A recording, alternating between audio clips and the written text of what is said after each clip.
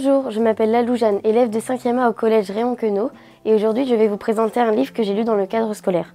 Donc ça s'appelle Otoline et le vétérinaire des monstres, et ça a été écrit par Yana Perry et édité par PKJ.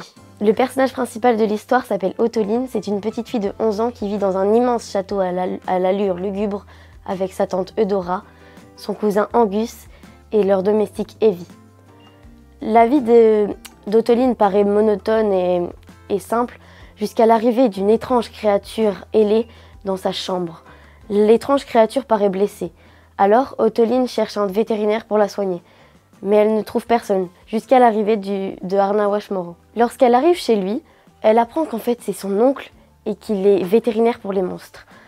Otoline, qui rencontre enfin un peu de piment dans sa vie après avoir guéri la bête, décide de travailler comme assistante pour lui de 20 h à 23 h lorsque les monstres quittent leur univers parallèle.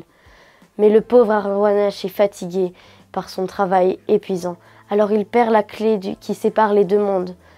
Otoline se met alors en quête de la clé pour pouvoir rétablir le calme et la paix et que la ville ne se fasse pas dévaster par les monstres. Mais va-t-elle seulement réussir? Est-ce que tout reviendra-t-il à la normale? C'est à vous de le découvrir. Ce livre était intéressant, mais je n'ai pas réussi à me plonger entièrement dedans, surtout que l'action arrive vers le milieu du livre, donc pour moi pas assez vite. Mais l'histoire était quand même assez intéressante et ça arrive à procurer des bonnes émotions comme des mauvaises.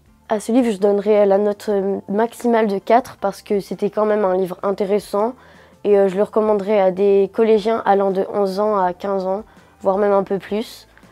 Et parce que c'était quand même assez fantastique, magique et improbable. Donc si vous aimez tout ce qui est comme ça, je vous recommande ce livre.